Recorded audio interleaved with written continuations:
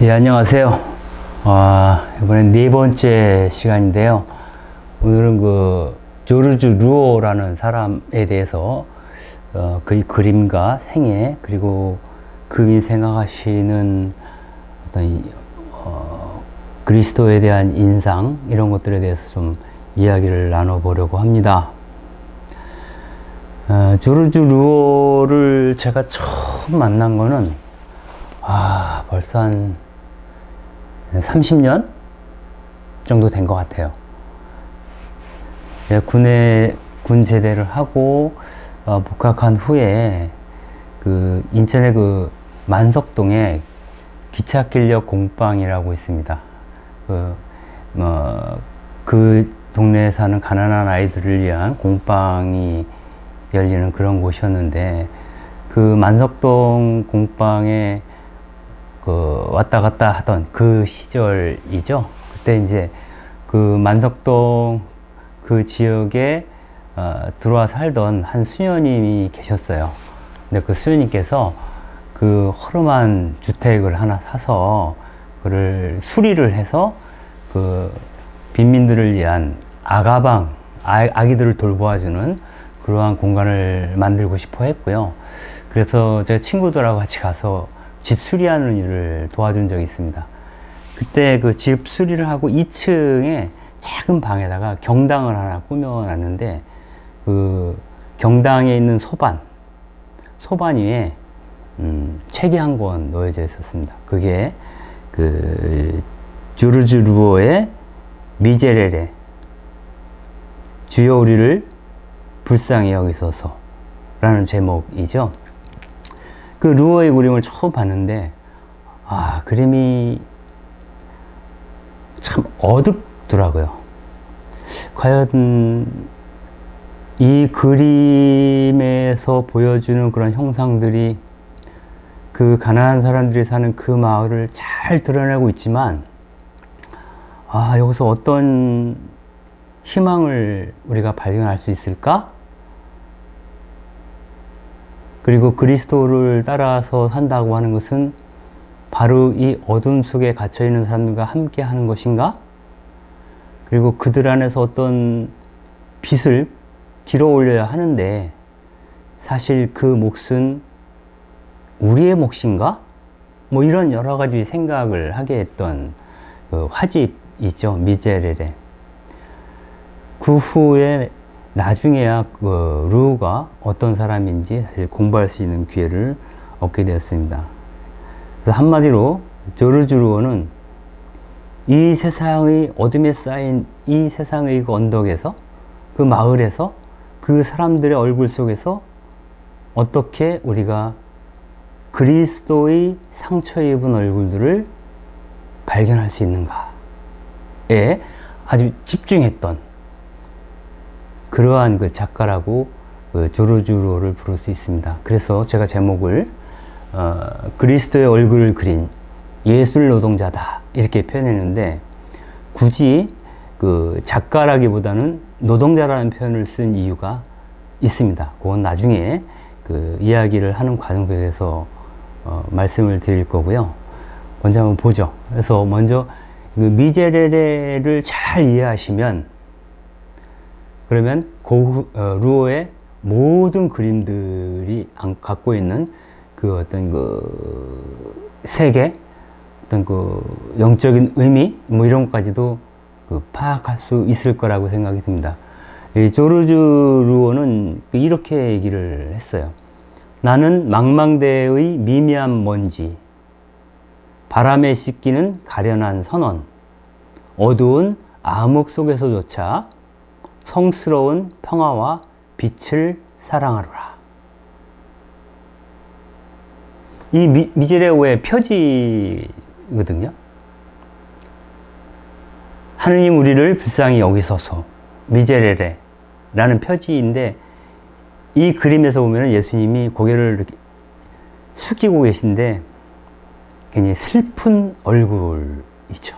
슬픈 얼굴을 가진, 바로 그리스도는 바로 이 세상에서 고통받고 슬픔에 젖어 있는 그 사람들의 모습을 형상화했다고 볼 수도 있고요. 그 위에는 빛이 그들을 감싸고 있는 듯한 느낌? 이런 것들을 표지에 담고 있습니다. 이 미제레레라고 하는 화집에는 그림이 58점이 있는데요. 그 밑에 아주 짧은 제목들, 글귀, 경구 이런 것들이 쓰여져 있어요. 원래는 프랑스의 평론가였던 앙드레 슈아레즈라는 사람이 쓰기로 했던 글인데 이분이 갑자기 사망을 하세요. 그래서 르노가 직접 코멘트죠. 글을 달아서 이 화집을 내게 됩니다. 그래서 결국 이 미제레레라고 하는 이 화집은 조르주 르오의 일종의 신앙 고백서와 같다라고 봐도 틀린 말이 아닐 거라고 생각을 합니다. 그러면은 그 그림을 잠깐 살펴보도록 하죠. 58편 중에서 2편과 4편에 이런 그림이 있습니다. 조롱당하는 예수, 그리고 불쌍한 노숙자가 당신의 가슴을 파고든다 라는 게 있습니다. 사실 조롱당하는 예수는 불쌍한 노숙자의 모습과 같죠. 복음서에 보면 너희가 보잘것없는 사람 한 사람에게 해준 것이 곧 나에게 해준 것이다 라고 이야기하는 것처럼 그 불쌍한 노숙자와 조롱당하는 예수의 어떤 동일시, 이 그림은 우리에게 조롱당하는 예수를 위로하고 불쌍한 노숙자들이 내 가슴을 파고들 때 예수님의 그 마음으로 그 사람을 바라볼 것을 요청하는 겁니다. 그런데 보통의 경우에 우리는 신앙생활 하면서 복음서를 많이 읽지만 이 귀절을 읽으면서도 늘 그것은 그냥 예수님의 입장이지 내가 꼭 그렇게 살아야 하나? 라는 거에 대해서는 항상 밀어두고 있는 거죠. 내 선택과 나의 투신을 항상 밀어두고 있어요. 예수님이니까 그렇게 하실 수 있겠지. 하지만 나는 여기서 이제 주춤거리는 거죠. 우리가 필요로 하는 예수는, 다른 말로 하느님의 아들은, 또 메시아는 나의 구원을 위하여 오셨다라고 믿는 게 우리 신앙이라고 우리는 생각을 합니다.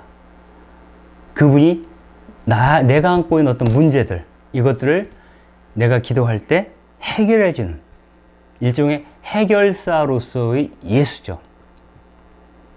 그러나 예수는 최후의 만찬 전에 제자들의 발을 씻어주면서도 이런 얘기를 하셨죠. 내가 너희를 사랑한 것처럼 너희도 서로 사랑하라. 즉 예수의 요청은 곧 우리가 예수처럼, 그리스도처럼 가련한 노숙자에게로 다가가기를, 이 세상에서 신음하고 고통받고 아파하는 그들에게로 갈 것을 요청하는 것이죠. 근데 우리는 아까도 말씀드렸지만 늘 주춤거리고 이 부분은 애써 외면하고 싶어 합니다. 이때 프란시스코 교황께서 이런 얘기를 하셨죠. 복음의 기쁨에서 우리의 신앙에 열정이 없는 것은 어쩌면 우리가 아직 그분을 만나지 못했기 때문이 아닌가, 이렇게 묻습니다. 우리가 만약 그분을 만났다면, 신앙생활을 하는 중에 그분을 만났다면, 그분의 눈빛을 알아차렸다면 지금처럼 살 수는 없을 거라는 거죠. 마치 부모가 자녀들을 위해서는 뭐든 할 수 있는 것처럼 그분과 눈빛을 맞추고 예수님께서 어떤 분이신지 우리가 깊이 알아차리는 순간이 온다면 부모가 자식에게 하는 것과 같은 사심없고 무조건적인 그러한 사랑을 다른 이에게도 베풀 수 있게 되지 않을까. 그리고 그 배품 안에서 좀 손해봤네 라고 하는 것이 아니라 안으로부터 기쁨이 차올라올 것이다. 나누는 것에서 더 큰 기쁨이 찾아올 것이다 라는 것이 이제 그 루오의 생각이라고 볼 수도 있겠습니다. 루오는 이 세상을 계략과 악의가 가득 찬 그러한 세상으로 봤습니다. 그리고 모든 인간은 이러한 그 악의가 가득 찬 음모가 판치는 그러한 세상에서 강제 노역에 시달리는 죄수와 같다. 그러니까 죄수라는 게 뭡니까? 고유한 나의 인격을 인정받지 못하고 정상적인 사람으로 대접받지 못하고 이름 대신에 번호로 불리우면서 수용 번호죠. 번호로 불리우면서 갇혀 지내야 하는, 그리고 그 안에서 노예처럼 강제의 노역에 시달려야 하는 그러한 사람들이라고 본 거죠. 그러나 그렇게 노예처럼 살아가는 삶 한가운데서도 사람 안에는 뭐가 있습니까? 하느님의 모상성이 있죠. 그 고난 가운데 있는 인간들 사이에서도 때로는 어떤 아름다움이 피어날 수 있다라는 겁니다. 이 세 번째 그림, 하단에 있는 세 번째 그림을 보시면 예수님이 그 갈릴레아 호숫가에서 사람들과 이야기를 나누고 있는 장면이에요. 이 장면이 때로는 인생길이 아름답기도 하다라는 제목으로 그려진 그러한 그 그림입니다.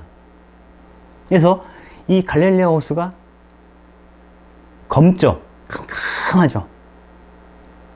그리고 그 호숫가에 떠 있는 배도 그 외곽선만 희미하게 있습니다. 그럼에도 불구하고 이 예수님과 그와 함께 있는 사람들의 몸은 하얗게 빛나고 있습니다. 그래서 이 어둠의 심연 한가운데서도 어떻게 우리가 아름다울 수 있을까? 그 아름다움은 나 혼자 이루어지는 것이 아니라 누군가와 함께 하면서 이루어지는 그 아름다움이라고 볼 수도 있겠습니다. 그래서 이 고통의 바다, 외롭고 그 고통스러운 인생길에서 어떻게 그분을 만날 수 있는가? 어떻게 내 삶이 아름답게 반출될 수 있을까에 대해서 우리가 새겨보아도 좋을 것 같습니다. 다음은 그 제목이 그렇습니다. 이 십자가 그림은 적이 잊혀진 십자가에 달린 예수 아래서. 그러니까 그리스도께서 십자가에 달려 있다라고 하는 것을 우리는 우리 집에 걸려 있는 십자고상 안에서도 볼 수 있고, 성당에 가면 늘 제대 뒤에 예수님이 십자가에 매달려 계시죠. 늘 보면서도 사실은 눈먼 사람처럼 저분이 고통을 많이 받으면 받을수록 우리의 문제를 해결해 줄 수 있다 라고 하는 생각을 할 수 있을지언정 내가 그리스도의 고통을 나눠지고자 하는 그런 마음은 잘 같지는 않죠. 그래서 그 세상을 위해서 십자가에 달린 예수님, 그 예수님의 어떤 상황은 곧 가난한 민중들의 상황이고요. 그 상황에서도 가장 아름다운 것은, 우리를 빛나게 하는 것은 그 척박한 땅에 복음의 씨를 뿌리는 거라는 거죠. 복음의 씨를 뿌리고 있습니다. 그리고 바로 그 어둠의 끝에 새벽이 오는데 그 새벽을 노래하라고 루오는 이야기를 합니다. 그러면 새로운 하루가 다시 태어날 것이다. 이렇게 얘기를 하는 거죠.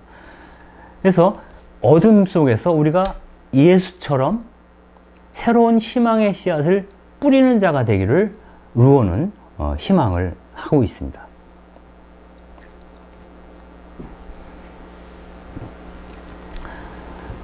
그럼 어떻게 할 것인가? 그는 복음의 핵심 키워드는 하느님 사랑과 이웃 사랑이라는 이중계명이죠. 이것처럼 여기서 그 루오가 발견한 것은 베로니카의 얼굴에 묻어난 예수님의 얼굴입니다. 베로니카는 그 예수님께 다가가 그 얼굴을 닦아주는 행위가 어떤 위험성을 갖고 있는지를 알고 있으면서도 예수님에게 다가가서, 그래서 예수님은 상처받은 인간이 되겠죠. 수건으로 얼굴을 닦아줍니다. 그랬을 때 그 예수님의 얼굴을 닦아준 그 수건 위에 예수님의 얼굴이 새겨져 있는 것이죠. 즉 예수님은 우리가 가련한 누군가에게 무언가 나눠주는 순간에 그분의 얼굴이 그 손길 안에서 발현된다 라고 이야기할 수 있겠습니다. 여기 십자가상에 달린 예수님과 그 주변에서 슬퍼하는 그러한 여인들의 모습이 나오는데요. 이 제목을 루오는 여러분 서로 사랑하십시오 라고 하는 요한복음의 이야기로 잡았습니다. 그리고 여전히 이 세상은 그 늑대들이 판치는 세상, 즉 사람이 늑대가 되어가는 그러한 세상인데, 그 안에서 바로 그 자신의 사랑을 나누는, 가련한 이의 얼굴을 닦아주는 그러한 그 베로니카의 모습, 그러한 모습들을 상기시키면서 이런 얘기를 루오는 합니다. 오른쪽에 있는 큰 그림인데요. 의인은 향나무와 같아 자기를 내리치는 도끼에 향기를 묻힌다. 그러니까 누군가에게 무엇인가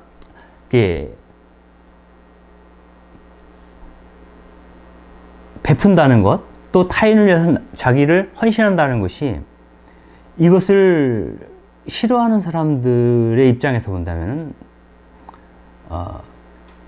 마치 예수님이 그 십자가에 달려 죽을 수밖에 없었던 것처럼 위험한 일이 되겠지만, 그 의인을 내리치는 도끼가 있다고 해도 그 도끼에 찍힌 그 의인의 몸에서는 이 세상을 향기롭게 하는 그런 향기가 묻어나게 되어 있다 라는 얘기를 합니다.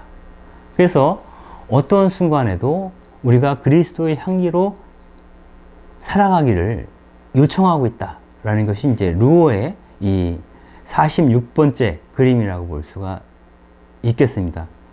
서로가 서로를 위로하며 서로의 상처를 보듬고 있는 그러한 모습이라고 볼 수 있겠죠.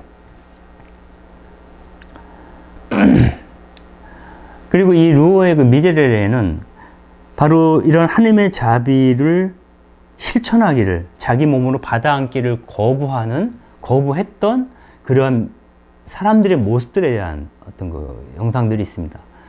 그 중에 하나가 분장하지 않는 자, 그 누구인가 라는 맨 왼쪽에 있는 그림이죠. 이건 사실은 광대의 그림으로 나중에 다시 나타나기도 하는데요. 누구나 다 보여지는 모습과 다른 이면이 있다라는 것을 드러내는 거죠. 그리고 맨 오른쪽에 있는 이 그림은 부천에 아니면 천국도 예약할 수 있다고 믿는다. 그러니까 천국도 돈으로 살 수 있다라고 믿는 사람들이 있다는 거죠. 이런 거 있죠. 직접적인 건 아니지만 번영신학이라는 게 있습니다. 번영신학은 이 사람이 출세하고 돈을 많이 벌게 된 것은 바로 하늘의 은총 때문이라고 믿는 거예요. 즉 나의 번영과 나의 신앙은 정비례한다고 믿는 것. 이것이 이제 번영신학이죠. 누군가 고통받고 지지리궁상으로 가난하게 살고 있다면 그 사람은 신앙이 부족해서 그렇다라는 거예요. 다 내 잘못이다라는 거죠, 일종의. 그러나 그의 부를 통해서 그의 신앙의 수준을 가늠해 보는 것, 이런 것이 이제 번영신학이라고 할 때 이것을 믿고 있는 사람들이 사실은 굉장히 많죠. 좀 다른 측면도 되지만 이를테면 그런 거예요. 그 고3 자녀를 갖고 있는 그 부모들의 입장은 뭐 이해는 되지만 뭐 절두산이라든가 뭐 구산성지라든가 이런 성지에 찾아가서 매일 기도를 하죠. 근데 그건 기도만 해서는 안 되고 많은 기부를 하게 됩니다. 나의 기도와 나의 기부의 정도가 우리 자녀의 성공과 실패를 결정한다라고 믿는 거죠. 그랬을 때 그 천국을 예약할 수 있는 권한은 바로 부에서 나온다라고 믿고 있다라고 우리가 얘기를 할 수도 있겠죠. 세 번째, 가운데 그림인데요. 마음이 고결할수록 목덜미는 덜 뻣뻣하다. 즉, 마음이 고결하지 않으면 목덜미가 뻣뻣하다라는 말이겠죠. 그래서 정말 의로운 자, 정말 거룩한 사람은 유연하고 누구에게나 친절하고 관대하다는 거예요. 굳이 르오가 이 이야기를 덧붙인 이유는 뭐냐면 이른바 당시 프랑스 사회의 어떤 그 권력과 재산을 쥐고 있는 그런 사람들이 가난한 사람들을 업신여기고 함부로 대하는 그런 모습을 보고 굉장히 분노했다고나 할까요? 거기에 대해서 비판하고자 하는 그런 의도를 갖고 이 49번째 그림을 그려놓은 것 같습니다. 그 미제레레라고 하는 화보는 크게 두 주제로 나눠져 있어요, 사실. 앞에는 말 그대로 하느님 우리를 불쌍히 여기소서 라는 주제로 정말 그 가난한 사람들의 모습들, 그리고 그들과 마찬가지로 가난한 예수, 조롱당하고 멸시받는 예수에 대한 모습, 예수의 모습을 그리고 있습니다. 그러나 그 2부에서는 전쟁이라는 제목으로 전쟁의 폭력성, 파괴성, 그리고 그 무수한 민간인들의 억울한 죽음에 대해서 이야기를 하고 있습니다. 그리고 오직 사랑만이 이들을 평화로 이끌 것이다 라고 하는 측면에서 다루고 있습니다. 첫 번째 그림은 나의 포근한 고향이여 너는 어디 있느냐, 불타고 있는 고향에 대한 얘기를 하고 있습니다. 그 두 번째 그림은 죽은 자들이여 일어나시오. 죽은 사람들까지 깨워서 전쟁으로 내몰고 있는 그러한 어떤 그 현실을 얘기를 하고 있는 겁니다. 그리고 세 번째 그림은 이번만이에요 아빠. 이건 전쟁에 나가는 아버지를 말릴 수는 없지만 또 전쟁에 나가서 필시 죽어서 돌아오지 못하리라고 하는 걱정, 이런 것들이 있지만 그럼에도 불구하고 아빠를 내보낼 수밖에 없는 한 가정의 모습입니다. 그래서 아이가 얘기를 하는 겁니다. 이번에 딱 한 번만 전쟁에 나가시고 다음엔 나가시면 안 돼요. 이분이 마지막이에요 라고 이야기를 하는 겁니다. 그리고 마지막 그림은 르오가 정작 바라는 것이죠. 어머니들은 전쟁을 증오한다. 어머니들은 자녀와 함께 평온한 일상을 살기를 원하죠. 이 전쟁에 관한 이러한 어떤 전쟁과 평화에 관한 이러한 메시지들이 가장 극명하게 아주 밀도 있게 나타난 그림은 사실은 르오의 그림뿐만이 아니라 캐트 콜비츠의 다음 시간에 강의할 캐트 콜비츠의 그림에서 아주 선명하게 나타나는데요. 이 르오 역시 인간을 불행으로 내모는 그러한 힘, 그러한 권력에 대해서 미제레라고 하는 화집을 통해서 고발을 하고 있다라고 볼 수가 있겠습니다. 이제부터 이제 고에 대한 얘기를 본격적으로 해야 될 텐데요. 르오는 예수를 아주 고독한 심연에서 만났다라고 얘기를 하는데, 이 고의 그림, 사진을 보게 되면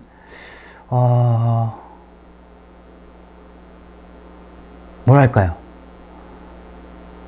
심연 깊은 곳을 좀 넋을 놓고 망연자실하게 바라보고 있는 듯한, 별로 기운이 없어 보이죠. 그 뒷배경에는 예수님의 모습과 판관들의 모습과 뭐 이런 모습들이 뒤에 배경으로 나와 있습니다. 적어도 루오가 봤을 때 예수는 우울하고 아주 거룩한 존재죠. 사람들에게 그다지 환영받지 못하는 그러한 존재로서의 예수를 이야기하고 있는 겁니다. 그래서 그의 그림은 그 초기 그림이 주로 몇 가지 주제에 아주 집중되어 있습니다. 즉 매춘부나 그 강도죠. 매춘부나 광대, 그러한 그러한 사람들에 집중되어 있으면서 한편으로 이제 그리스도의 얼굴을 그리는데, 매춘부와 광대와 그리스도를 동렬해 놓고 거기에 집중해서 그림을 그렸다라고 볼 수 있고요. 그리는 방식도 굉장히 거친 질감, 그리고 아주 짙은 윤곽선, 그리고 초기에는 흑백으로 주로 그리는데 후기에 들어가면은 그 화려한 색채감을 통해서 이런 그 빛과 어둠을 더 선명하게 드러내 보이려고 합니다. 그러나 그가 어떤 방식으로 그리든 간에 거칠고 아주 짙은 어떤 질감으로 그림을 그리는데, 그 그림에는 인간과 사회의 어두운 이면들, 이런 것들을 우리 앞에 드러내서 보여주고 있다라고 볼 수가 있겠습니다. 근데 이러한 그 도박한 그 그림들 안에서도 그 루오가 갖고 있는 어떤 그 깊은 종교적 성찰 때문에 그 그림을 보는 자로 하여금 마음을 가라앉게 하고, 그 고통과 어둠의 심연 깊은 곳에서 어떤 영혼의 안식을 얻을 수 있게 합니다. 그것은 아마도 그 루오의 어떤 그 깊은 종교적 성찰 때문에 나온 것인데, 그 절망스러운 곳에서 희망을 길어올리려고 하는 루오의 안간힘이 거기에 배어있지 않는가라는 생각을 하게 됩니다. 루오를 보통은 그 세속화된 세계에서 종교화라고 하는 것을 다시 복원시킨 그러한 사람이라고 이야기를 하는데요. 이분은 판화가이기도 하고 도예가이기도 하고 특별히 스테인드 글라스 제작자이기도 했던 사람입니다.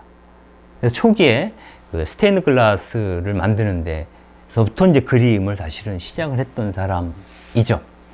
그래서 아무튼 그 루오를 통해서 우리는 현대의 어떤 그 종교화, 이런 것들을 새롭게 볼 수 있는 어떤 그 기회를 얻었다고 생각을 합니다. 그러니까 루오의 삶의 궤적을 보면은, 루오가 왜 그들에게 특별히 광대와 매춘부와 그 가난한 사람들, 전쟁으로 인해서 죽음으로 내몰린 그러한 사람들에게 특별히 섬세한 손길을 뻗을 수밖에 없었는가를 우리는 그의 삶을 통해서 알 수 있게 됩니다. 그러니까 루오는 태어날 때부터 좀 극적인 데가 있습니다. 그 1871년 3월 18일 날 시작이 되어서 5월 28일까지 거의 한 70일 정도 진행이 됐던 파리 꼬뮌이라는 게 있습니다. 이것은 뭐냐면 프랑스와 프레센의 전쟁 과정에서 이제 파리 코뮌이 시작이 되는데, 이 파리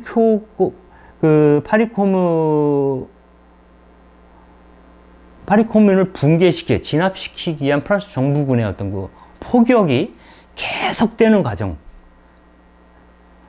계속되는 그 한가운데에서 사실은 그 루오가 태어나죠. 그래서 잠깐 그 파리 꼬뮌에 대한 얘기를 잠깐 하고선 다시 오겠습니다. 이 파리 꼬뮌은 프로이센과 프랑스 전쟁에서 패한 프랑스 제2제국의 무능에 대해서 반발하면서 프랑스 민중들이 일으킨 항쟁이다 라고 얘기를 합니다. 그 시작은 3월 18일 날 시작이 되는데, 열흘 후인 3월 28일에 파리 시청 광장에서 그 항쟁에 나선 민중들이 파리 꼬뮌을 정식으로 선포를 하게 됩니다. 그리고 70일 동안 그 인민들에 의한 자치정부를 운영을 하게 되죠. 이때 그 파리 꼬민에서는 특히 노동 문제에 대해서 집중을 했는데 그 내용을 보면 이렇습니다. 노동자들이 공장을 접수하고 노동조합 중심으로 공장을 운영하게 하고요. 노동시간은 하루 최대 10시간 이내로 제한하고 최저임금제와 야간 노동을 금지시키는 법령을 통과시키게 됩니다. 그리고 주택 임대료를 조정하고 빈민층을 구제하고 공창제,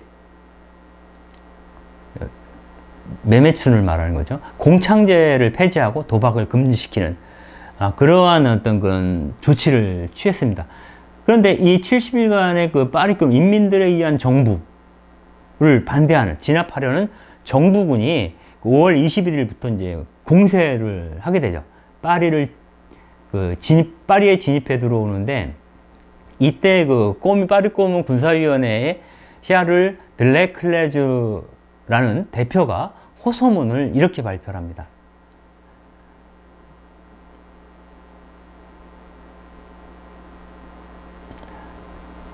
군국주의는 이것으로 충분하다.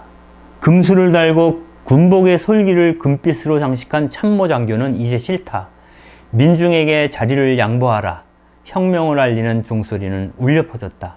시민 여러분, 우리는 여러분과 함께 싸우고 필요하다면 여러분과 함께 죽을 것입니다. 라고 얘기했습니다. 이 진압으로 인해서 민간인들이 거의 1만 명에서 5만 명 정도 사망했다라는 얘기를 합니다. 그리고 파리 꼬문과 연루된 사람은 10만 명 정도가 체포되었고 4만 명 정도가 군사재판에 넘겨졌습니다.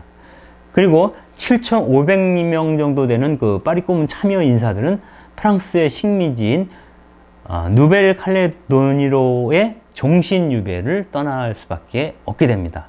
그래서 이 파리 꼬뮌은 일종의 프랑스에서 처음으로 사회주의 정부가 세워졌던 건데, 70일밖에 이루어지지 못했지만, 프랑스 대혁명을 이은 두 번째 혁명이라고 볼 수가 있습니다.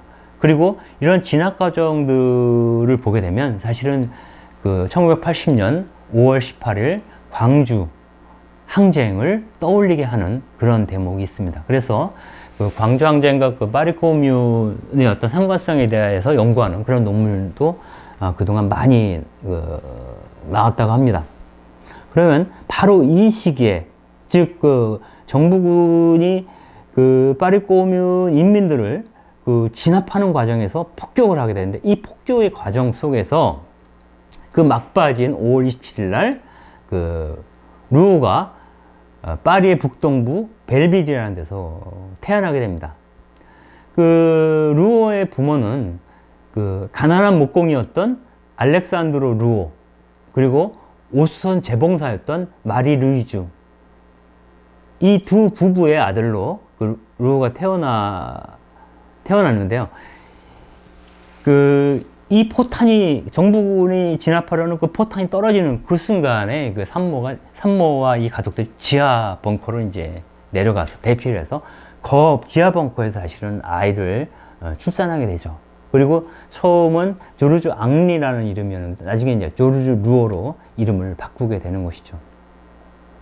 그래서 이 어떤 파리 꼬뮌에 대한 기억, 그리고 그 부모가 목공이며 재봉사였다고 하는 이런 모든 어떤 환경적 조건들이 루오로 하여금 노동자들에 대한 특별한 감정을 느끼게 했다고 합니다.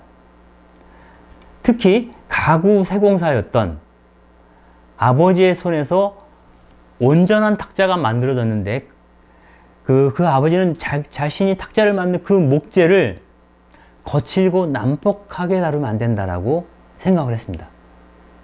왜냐하면 이 목재는 바로 목공이었던 이 아버지의 어떤 뭐랄까요, 또 다른 의미의 출산물, 생산물, 아니면 목공이었던 아버지의 또 다른 자아가 곧 식탁이라고 볼 수가 있고요. 그 식탁을 만들게 해준 재료, 대해서 우리는 섬세하게 다뤄야 한다라고 생각을 했고, 그러한 생각들이 루오에게도 전달되었던 것 같습니다. 즉, 루오는 아버지의 영향을 받아서 일상의 평범한 사물들도 하느님을 예비하는 자세로 다뤄야 한다라는 생각을 하게 됩니다. 그리고 그는 나중에 스테인드 글라스부터 그림까지 화가로서, 작가로서 일을 하지만 그런 미술 작업 역시 바로 거룩한 손노동의 연장이다 라고 봤습니다. 즉, 예술을 어떤 특별한 것이 아니라 거룩한 손노동이다. 그래서 어찌 보면 노동이 갖고 있는 어떤 성성에 대해서 처음으로 인식했던 그러한 사람이 조르주 루오라고 볼 수도 있겠습니다.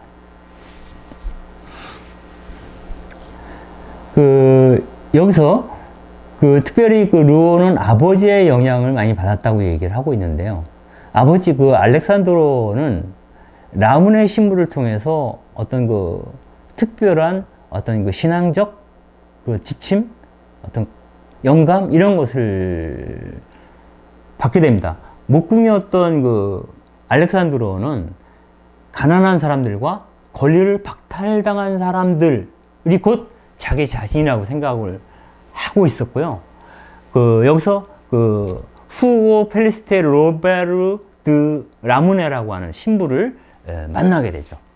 이 자유주의자였던 라무네 신부는 1830년 파리에서 라브니르라고 하는 이 일간 신문을 창간을 해서 글을 쓰게 되는데, 여기서는 카톨릭 교회가 왕정복고를 주장하는 것에 반대를 하고 민주주의를 옹호합니다.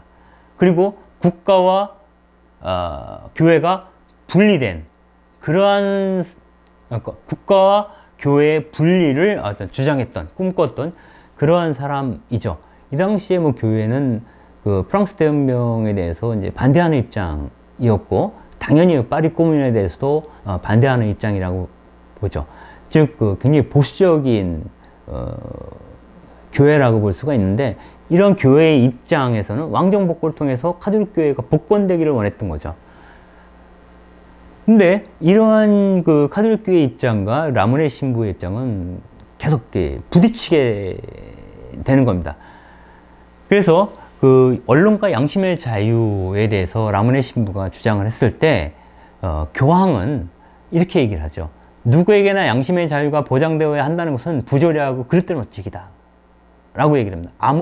아니 차라리 객담일 뿐이다 이렇게까지 얘기를 합니다. 그러니까 라무네 신부가 소책자인 어느 신자의 말이라는 것을 펴내서 부자들의 대저택에 선전포고를 합니다. 그러면서 하느님의 은총이 가난한 이들의 오두막에 내리기를 바란다 라는 이야기를 하게 되죠. 근데 이러한 모든 얘기들이 교회의 지지를 받지 못하고 결국 라무네 신부는 교황청으로부터 파문당하게 됩니다.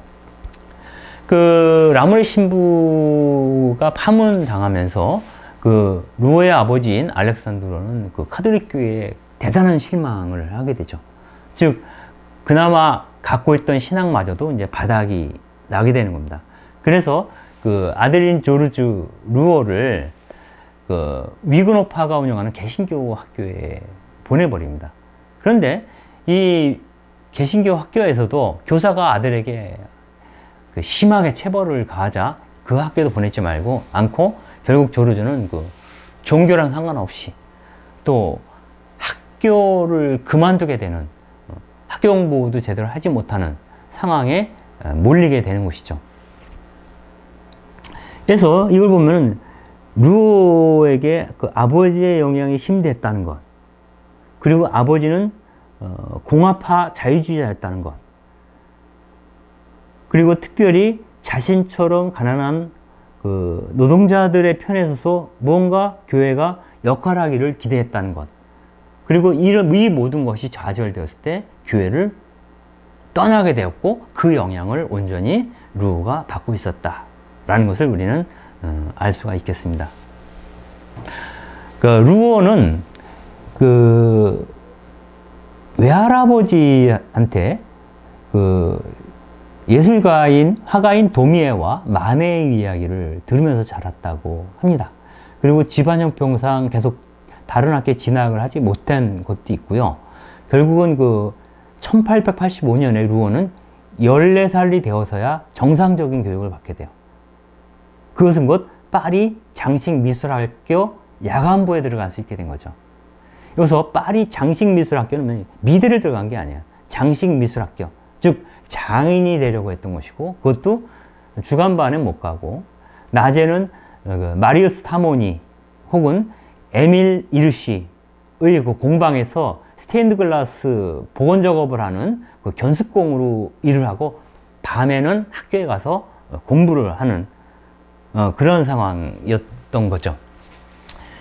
이 공방에서는 그 루오가 밑그림을 그리고 그 나부로 유리를 조합하는 일을, 밑그림과 나부로 유리를 조합하는 그런 일들을 배우는데, 그 이후에 나타난 루오의 그림을 보게 되면 그 마치 스테인드 글라스를 만드는 것과 같은 느낌을 받아요. 그러니까 굵은 선터치라든가 이런 것들, 나부로 이렇게 외곽선을 다 그린 다음에 거기다가 그 생유리를 끼우는 거잖아요. 그 스테인드 글라스라고 하는 것이 바로 그런 것, 그 굵은 선터치가 아마도 이 스테인드 글라스의 견습공으로 일하면서 배웠던 것 같고요. 그 스테인드 글라스에 많이 사용하고 있는 청색, 적색, 녹색 이런 것들이 특히 이제 후기에 그 루오의 그림에 많이 나타나는 것도 그의 어떤 그런 그 스테인드 글라스 복원 작업에 참여했던 그 경험이 여기에 배워나왔다라고 볼 수 있겠습니다. 그래서 마치 그 루오의 그림은 그 유한데도 불구하고 스테인드 글라스 혹은 판화처럼 느껴집니다.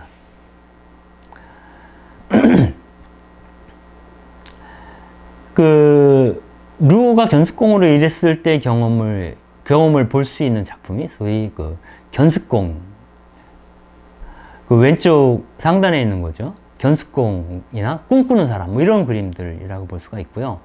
그 루오가 스테인드 글라스의 밑그림을 그린 것 가운데 가장 유명한 것은 그 여기에 보이는 기둥에 묶인 그리스도라고 하는 그 그림입니다. 이거는 그 루오가 밑그림을 그렸고요. 스테인드 글라스 장인인 장 에베르 스테븐이 제작을 합니다. 스테인드 글라스로. 그리고 나서 그 루오가 다시 유화물감으로 이렇게 덧칠을 한 그러한 것이 바로 그 기둥에 묶인 그리스도. 우리가 알고 있는 뭐 루오의 작품 중 스테인드 글라스 작품이죠. 거의 뭐 알려진 거로는 유일하다라고 볼 수도 있겠습니다. 실제로 그 스테인드 글라스는 한 3점 정도 남아있다라는 얘기는 있습니다. 이 스테인드 글라스에서는 인간 구원을 위해서 자신을 희생한 그리스도와 그분의 죽음을 애도하는 두 제자의 모습을 새겨놓고 있습니다. 그 루오가 그린 그림은 여기서도 그 십자가에 달린 그리스도는 곧 십자가에 달린 민중이라고 하는 것, 즉 고난 가운데 있는 그리스도에 특별히 루오가 집중하고 있다는 것을 여기서도 알 수 있고요. 그리고 기본적으로 그 루오는 그 스테인드 글라스 견습공으로 일하면서 성장을 했기 때문에 스스로 그림을 그린다는 것과 또 스테인드 글라스를 만든다는 것, 이 모든 것들을 똑같은 예술로 보았고, 이러한 예술 활동을 하는 자신을 예술하는 노동자라고 스스로 표현을 했다고 합니다. 예술 노동자라는 직업을 갖게 된 사람이 루오라고 볼 수 있죠. 이런 점에서는 다른 화가들하고는 달라요. 화가들은 보통 자신을 글쎄요, 일의 형태는 거의 막노동에 가까운데 예술가라고 하는 어떤 자부심 이런 것들이 노동자라고 하는 어떤 성격을 이렇게 뭐랄까 밀어내게 되는 그러한 모습들을 많이 보이게 되죠. 그런 측면에서 루오는 현실에 굉장히 튼튼하게 자기 예술의 뿌리를 받고 있었던 사람이다 라고 볼 수도 있겠습니다. 루오가 정말 루오답게 성장할 수 있었던 것은 그 좋은 스승을 만났기 때문입니다. 그 사람이 바로 구스타프 모로라고 하는 사람인데요. 1889년에 루오는 스테인드 글라스 공방을 그만두게 됩니다. 그리고 더 미술을 공부하기 위해서 파리 국립미술학교에 입학을 하게 되죠. 이 본격적으로 그림을 하겠다라고 하는 것이고요. 이 미술학교에서 이제 재능을 인정받아서 당시 미술학교 교사였던 것 같아요. 구스타프 모로가 1901년에 상징주의 화가였던 구스타프 모로의 아틀리에에서 공부를 하게 되죠. 그때 같이 미술을 배웠던 사람이 앙리 마티스 혹은 알베르 마르케라는 사람들이 있습니다. 근데 구스타프 모로가 학생들을 가리키는 방식이 좀 특이했는데, 특별히 스승인 모로는 제자들에게 예술에 대한 사랑을 가르쳤습니다. 그러니까 어떤 예술적 승화 그 자체도 중요하지만은 먼저 중요한 것은 예술 그 자체를 사랑해야 된다라고 하는 것이고요. 그리고 이 예술 작품을 만드는 데 있어서 일정한 도식을 강요하지 않았습니다. 즉 자기 자신의 화풍을 따르라고, 상징주의라고 그랬는데 이 상징주의적 작품 경향을 그대로 따르라고 강요하지 않았다는 거예요. 그리고 자기 자신이 갖고 있는 내면적인 자기 안에 있는 통찰력을 믿고 그림을 그리도록 했던 사람이 구스타프 모로라고 할 수가 있습니다. 이 당시에 구스타프 모로는 루어를 굉장히 잘 이해했던 스승이라고 하는데요. 이렇게 얘기를 하죠. 자네는 우울하고 지극히 겸손한 예술, 그 본질상 종교적인 예술을 사랑하는 것 같다 라고 얘기를 합니다. 아마 모로의 이런 격려 때문에 사실은 루어가 다시 종교적인 세계로 진입해서 종교화를 그리게 된 것인지도 모르겠습니다. 물론 처음에는 루어 역시 모로의 그림을 따라 그렸죠. 그래서 위에 있는 골고타 언덕으로 가는 길, 혹은 나중에 보여드리겠지만은 율법학자 12살 예수라는 그림 같은 것들이 있는데, 이것은 사실은 우리가 알고 있는 기억하고 있는 루어의 그림과는 굉장히 화풍 자체가 굉장히 다릅니다. 이것은 모로의 영향을 받아서 그린 그림들이죠. 약간 환상적이기도 하고 그런 거죠. 이 상징주의 기법이 여기 들어가기 때문입니다. 아래쪽에 있는 사진은 모로의 얼굴이죠. 결국 화가로서 성장을 하고자 했던 루오가 작품전을 출품을 하게 되는데, 살롱전에 출품을 했다가 파리에서 아카데미 학파의 견해와 다르다고 해서 낙선이 됩니다. 그리고 1895년과 1893년 이 두 차례에 걸쳐서 로마상을 받을 기회가 있었는데 결국 이 상도 무산이 되게 되죠. 그래서 어떻게 보면 루오는 초기 작품을 통해서 어떤 그런 사회적인 인정을 받는데 실패를 했다고 볼 수가 있습니다. 그때 스승인 모로는 루오에게 낙심하지 말고 너 자신만의 고유한 방식으로 너 자신의 결에 따라서 그림을 그리도록 계속 충고합니다. 즉 스승의 그림을 모사하거나 화풍을 개성할 생각을 굳이 할 필요 없다라는 얘기를 하는 거죠. 너만의 세계를 찾으라는 얘기를 계속 하게 되는 거죠. 결국 루오는 자신의 화풍을 나중에 찾게 되는데, 그럼에도 불구하고 평생 모로를 좋으신 모로 아버지라고 이제 부를 정도로 스승으로서 아주 존경했다고 합니다. 그래서 앞서 보았던 미제레레라고 하는 유명한 역작이죠. 이 화집을 바로 스승인 구스타브 모로에게 헌정을 하게 됩니다.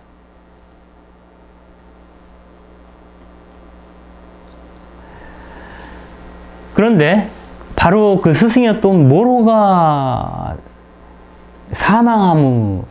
사망함으로써 사실은 루오가 스승의 죽음을 통해서 새롭게 자신의 세계로 나아가는 계기를 마련하게 돼요. 이게 참 전화위복이라고 보아도 좋을지 모르겠습니다. 루오는 아버지 같은 또 정신적인 지주였던 그런 모로가 죽자 굉장히 심리적으로 충격을 받게 됩니다.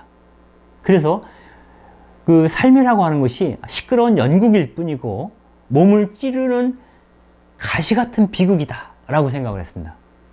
그 삶의 의욕을 잃어버렸던 거죠. 그래서 수도원에 입회할 생각까지도 품었었는데 결국 에비앙이라는 곳에서 쉬면서 그 자신을 치유할 기회를 얻게 됩니다. 이때 루오는 이런 얘기를 하죠. 많은 미술관에서 그림과 사랑에 빠졌던 것을 잊지 않으려고 애쓰면서도 나는 서서히 객관적인 시각에 압도되었다. 화창한 봄날이면 나는 새벽 5시에 센 강변 투르넬 근처에 있는 다리 아래로 갔다. 거기서는 윗옷을 벗은 부도 노동자들이 화물선에서 짐을 내리고 있었다. 나는 극심한 정신적 위기를 겪으며 마음속에는 말할 수 없이 많은 일들이 일어나고 있었다. 이런 얘기를 합니다. 즉, 그 모로의 아틀리에에서 공부를 하면서 그림 그림이 이제 뭐 십자가에서 그림이 종교화하죠. 그 이른바 이제 복음서의 내용을 갖고 그런 그림들을 그리고 했는데 약간 모래 영향으로 환상적인 터치로 이런 것들을 다루었어요. 이것은 뭐냐면 앞서 말한 아버지로부터 받은 영향, 노동에 대한 특별한 감수성 이런 것과는 상관이 없는 것이었죠. 그런데 그 센강변 다리 밑에서 그 짐을 나르고 있는 그 하역 노동자들을 보면서 다시금 노동자들이 눈에 들어오기 시작을 했던 거죠. 그래서 그 휴양 중에 있었지만 끝없이 머릿속에서는 새로운 감흥들이 올라오고 있었다라고 볼 수 있겠죠. 이 감흥은 예전에 느끼던 것과 사뭇 다른 것이었다라고 볼 수 있겠습니다. 그리고 이 30살에 가서야 루오는 그 하늘에서 내리는 섬광, 은총의 빗줄기가 자기에게 쏟아지는 그런 체험을 했다라고 얘기를 합니다. 그런데 그래서 그 모로의 죽음 이후에 루오가 종교에 다시 관심을 갖게 되었지만 루오 자신은 아버지처럼 그 관습적인 신앙을 거부했습니다. 그 당시에 그 프랑스 시민 계급들에게 그리스도교는 그저 이름뿐인 부패한 종교, 부패한 그리스도에 지나지 않았고 미사 참여 역시 습관에 지나지 않는다는 생각이 팽배했습니다. 즉 교회와 시민사회가 분리된 거죠. 그리고 시민사회 안에서도 가난한 노동자들과 상층 부르주아지랑은 또 분리되게 돼요. 여기서 루오는 그 관습적인 신앙 바깥에 있는 시민사회, 그리고 시민사회로부터도 주변화되고 있는 가난한 민중의 모습을 포착하기 시작을 하게 됩니다. 그래서 그 부유한 노신사와 같은 그러한 어떤 교회, 그런 보수적인 교회 안에서 그들이 드러내고 있는 그 바로크적인 그 화려한 그리스도교를 거부한 루오는 오히려 정말 내가 종교에 귀의한다면 내가 발견한 그리스도는 바로 지하 납골당에 있는 그리스도다. 즉 죽음의 자리에 머물러 있는 이들에게 시선을 돌리는 그리스도교 신앙을 루오는 포착을 하게 되는 거죠. 그래서 그는 그 약동하는 파리의 풍경보다는 노동자들과 초라한 여인들이 어스름한 저녁에 쓰레기통을 뒤지는 풍경이 먼저 눈에 들어왔다라는 생각을 먼저 들어왔다라고 하는데요. 그 음울한 도시의 밤과 가난, 두려움을 동반한 가혹한 인간의 슬픈 실존이 늘 뇌리에서 떠나지 않았다고 합니다. 그는 그 비관주의자는 아니었지만 아마 비관주의자가 되지 않았던 것은 그 스승이었던 모로의 관대함과 배려, 아마 거기서 어떤 사랑받고 있음, 목공의 아들로서 살아온 자신조차도 사랑받고 있음, 이런 걸 느꼈던 것 같아요. 아마 이거는 목수였던 예수가 요르단강에서 세례자 요한에게 세례를 받을 때 이런 얘기를 하죠. 복음서에서는 하늘이 호련히 열리며 이런 음성이 들려왔다. 너는 내 사랑하는 아들, 내가 믿는 아들이다. 아마 그 비슷한 체험들을 삶의 과정에서 루오는 했던 것 같고요. 그래서 그 비참한 사람들의 삶의 한가운데에 뛰어들고 그들 중 한 사람으로 살아오면서도 인생을 비관적으로 바라보지 않을 수 있지 않았나 하는 생각을 하게 됩니다.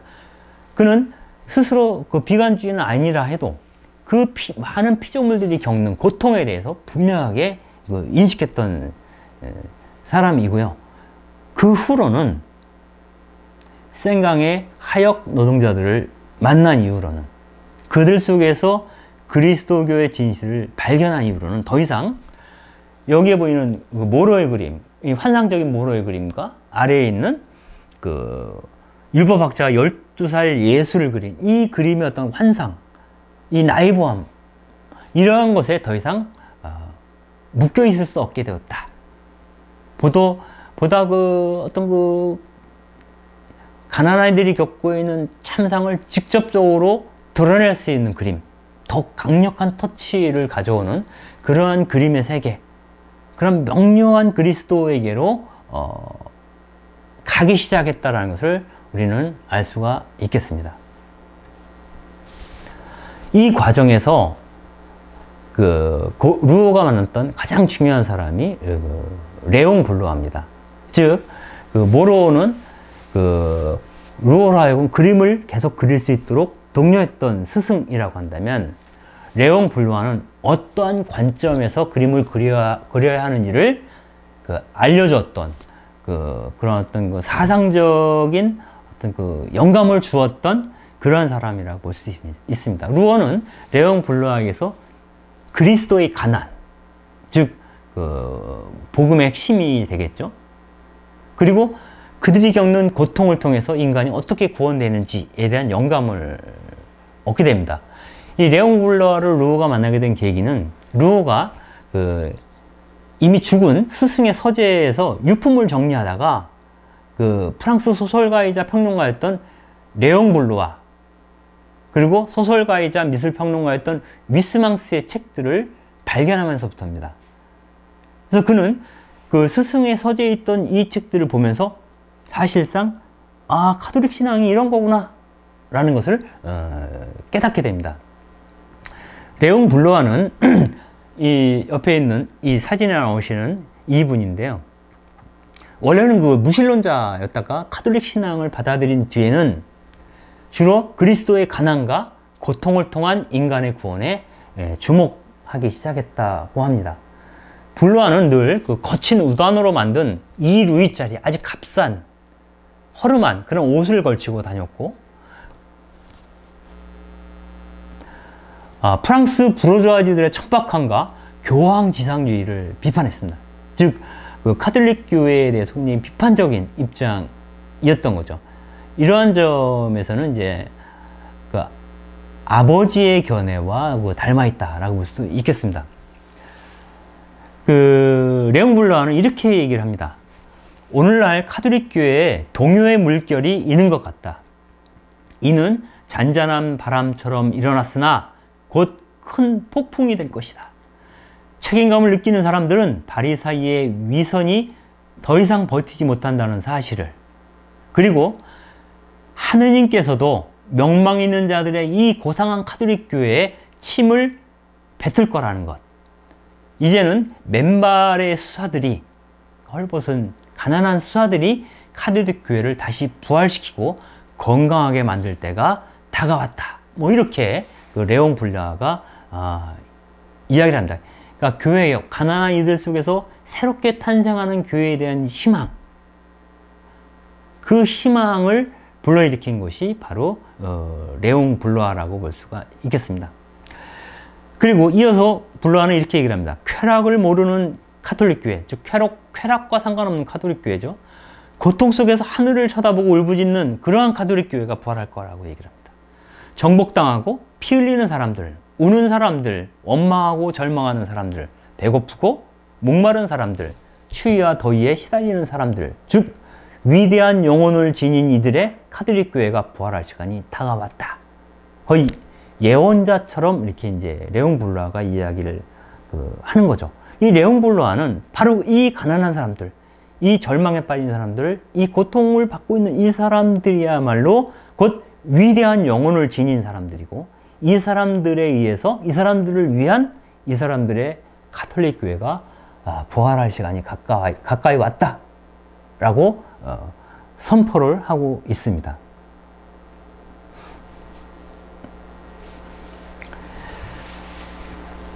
그 레옹 블라는 그 예언자적인 초조감 속에서 카자흐스탄 기병들처럼 성령을 기다렸다, 교회를 개혁할 성령을 기다렸다 라고 이야기를 하는데요.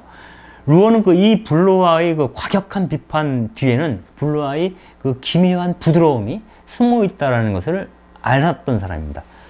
즉, 그 가난한 이에 대한 어떤 섬세한 사랑 없이는 기존 교회에 대한 어떤 이런 강력한 개혁 메시지를 던질 수 없다라는 것을 알고 있었죠.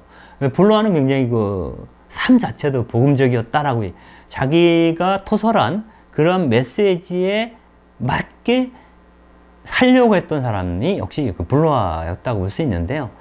그 뗄감이 없으니까 각오를 부숴서 난로에 불을 지피할 정도로 너무너무 궁핍했고, 그 두 아들도 영양실조로 죽어야 했던 사람이라고 합니다.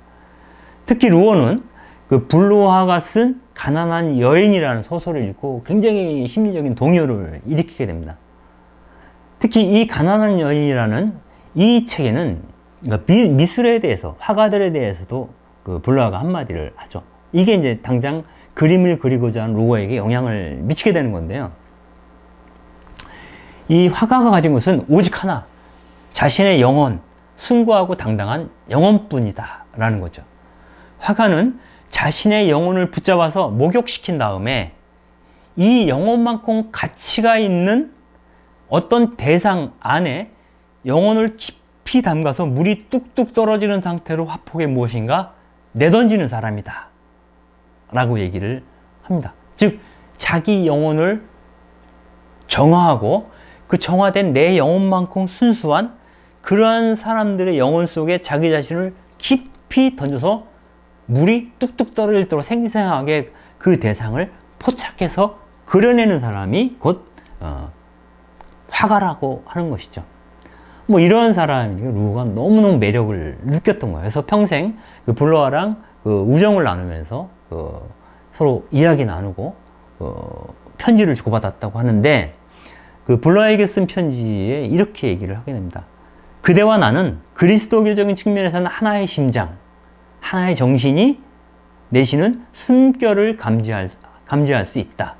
우리를 받쳐주는 이 숨결은 힘에 넘치고 위쪽으로 올라가며 따뜻하다. 그 영혼의 친구를 만난다는 것은 굉장히 특별한 것 같아요.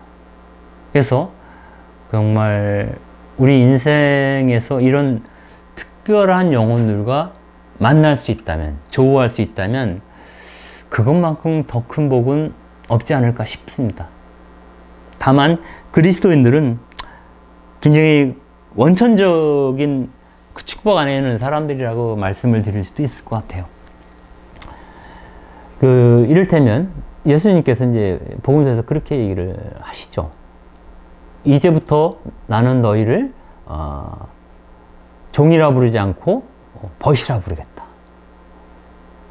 그러니까 그리스도인들은 적어도 정말로 괜찮은 그런 친구, 동행이 한 분은 있죠. 예수님이라고 볼 수도 있겠습니다.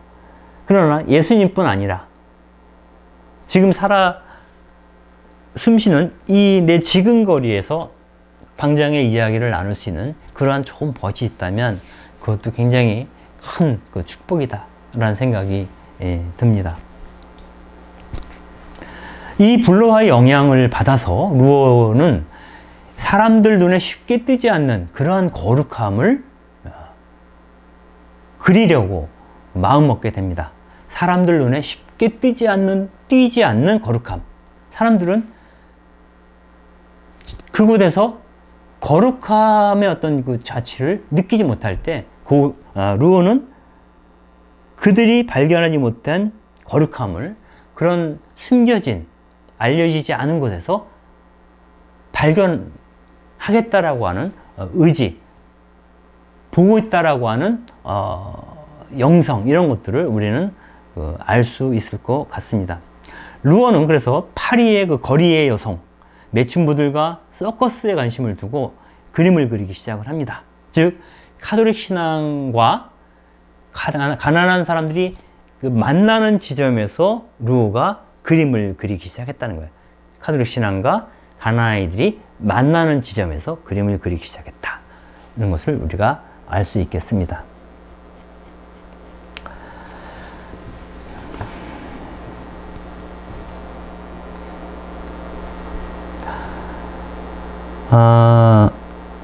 여기까지 이야기를 하고 잠깐 쉬었다가 이야기를 계속하는 것으로 하겠습니다. 이제부터는 그 루어가 본격적으로 화가로서 어떤 그림을, 어떤 영감을 갖고 그려나가는 것을 본격적으로 알 수 있게 됩니다.